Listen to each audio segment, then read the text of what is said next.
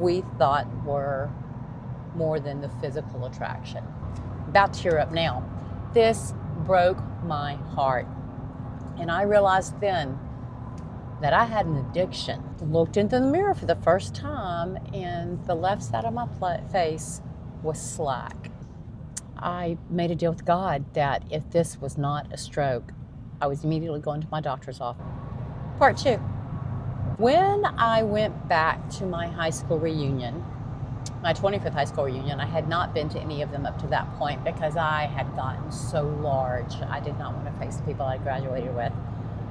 But when I went back to my high school reunion, I reconnected with my best male buddy. We had met each other when we were 12 years old at the bus stop. We went through high school together. We had stayed in touch all the way through our 20s into our 30s. We both married.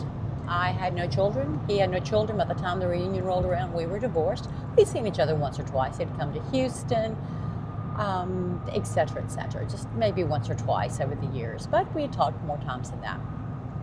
Went back to the reunion, as I've said. We still had a lot in common. And we've got a lot of life behind us at this point.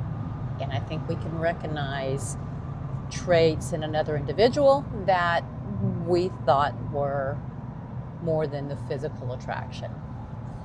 We started hanging out together, and he lived in another state, so I was flying back and forth once a month, ever so often, and things developed, and we fell in love.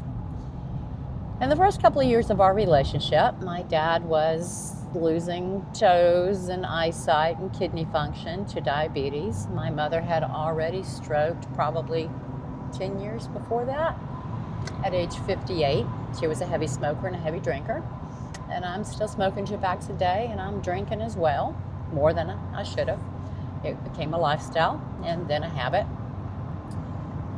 And I got to thinking that we've known each other over 40 years.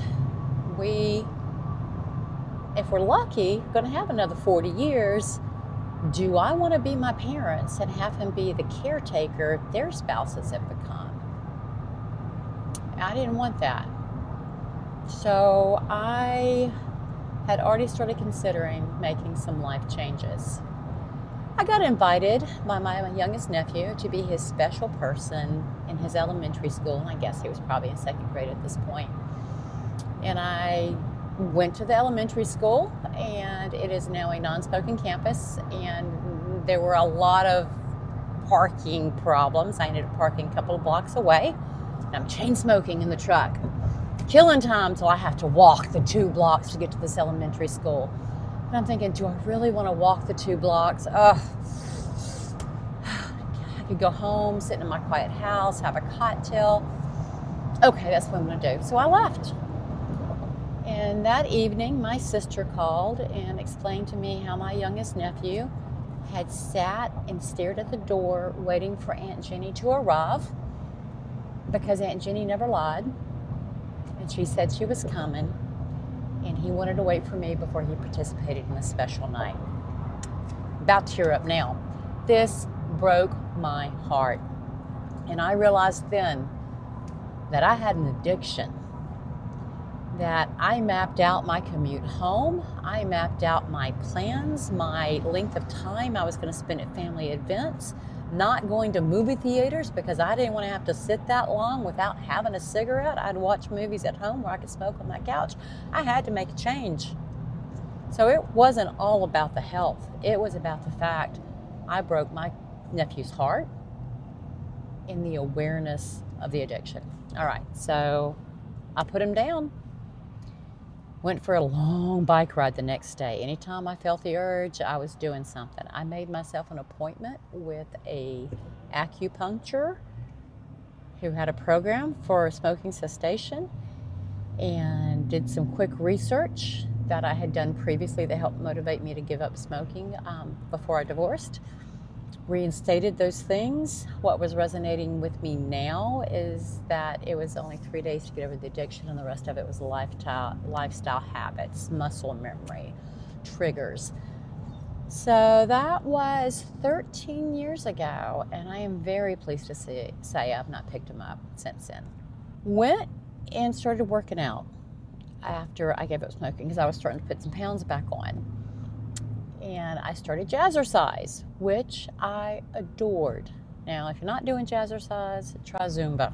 All right, jazzercise is not your mama's jazzercise. It's not the jazzercise from the 80s. It's phenomenal. They've kept it updated. It's fresh. It's fun. But do something to get your cardio going. And probably the third or fourth day I was jazzercising, got up. I've always gotten up early. Got up, had my coffee. I went to the kitchen to make my coffee, went to the bathroom to brush my teeth, and the toothpaste was falling out of my mouth. I looked into the mirror for the first time, and the left side of my face was slack. You know, when you go to the dentist and you can't kiss on whatever side? Yeah, well, it was the whole side of the face.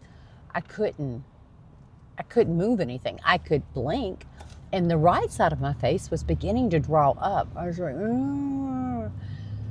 So I was terrified. I thought of my mother having a stroke when she was 58. I had given up smoking in February, and this is July, maybe? I'd have to look at the dates. Maybe it's July.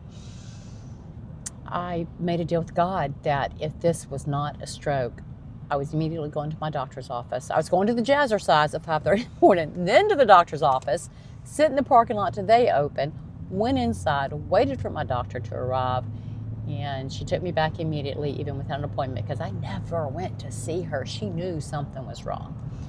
So she put me through some diagnostic testing, reflexes, resistance, etc. She goes, no, this is not a stroke. You've got Bell's palsy, and there's nothing we can do about it. There's a steroid I can prescribe, but it's not proven to be beneficial.